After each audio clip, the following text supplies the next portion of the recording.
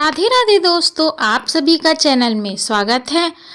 आज जानेंगे कि जगन्नाथ भगवान अपने ही वरदान से हाथ पांव क्यों गवा बैठे थे। चलिए जानते हैं। भगवान जगन्नाथ तीनों लोकों के स्वामी हैं। इनकी भक्ति से लोगों की मनोकामना पूरी होती है, लेकिन खुद इनके हाथ पांव नहीं हैं। जगन्नाथपुरी में भगवान जी के साथ बलदेव और बहन सुभद्रा की भी प्रतिमाएं हैं। जगन्नाथ जी की तरह इनके भी हाथ पांव नहीं हैं। तीनों प्रतिमाओं का समान रूप से हाथ पांव नहीं होना अपने आप में एक अद्भुत घटना का प्रमाण है। जगन्नाथ जी के अद्भुत रूप के विषय में यह कथा है कि मालवा के राजा को भगवान विष्णु ने स्वप्न में कहा, समुद्र तट पर जाओ, वहां तुम्हें एक लकड़ी का लट्ठ मिलेगा, उससे मेरी प्रतिमा बनाकर स्थापित करो। राजा ने ऐसा ही किया और उनको वहां पर लकड़ी का एक लट्ठ मिला।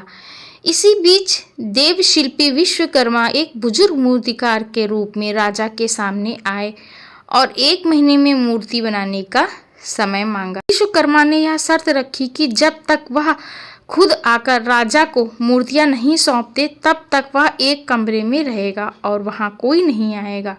राजा ने शर्त मान ली, लेकिन 1 महीना पूरा होने से कुछ दिनों पहले मूर्तिकार के कमरे से आवाजें आनी बंद हो गई।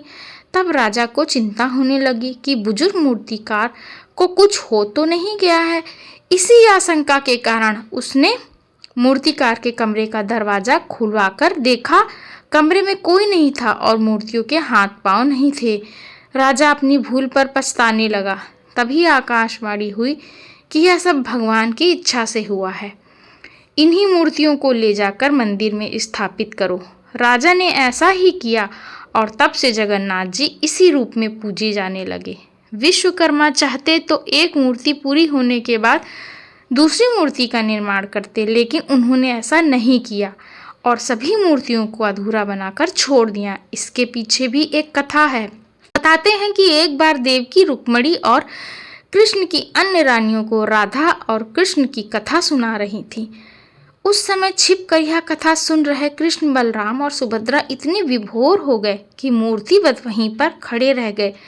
वहां से गुजर रहे नारद को उनका अनोखा रूप दिखा। उन्हें ऐसा लगा कि इन तीनों के हाथ पांव ही ना हो। बाद में नारद ने श्री कृष्ण से कहा कि आपका जो रूप मैंने देखा है, मैं चाहता हूँ कि वह भक्तों को भी दिखे।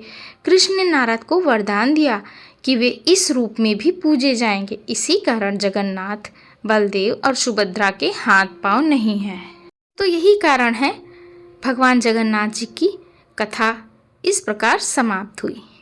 अगर वीडियो अच्छा लगा हो तो लाइक करिएगा। अगर चैनल पे नए हैं तो सब्सक्राइब कर लीजिएगा। मिलते हैं मेरे अगले वीडियो में। तब तक के लिए राधे राधे।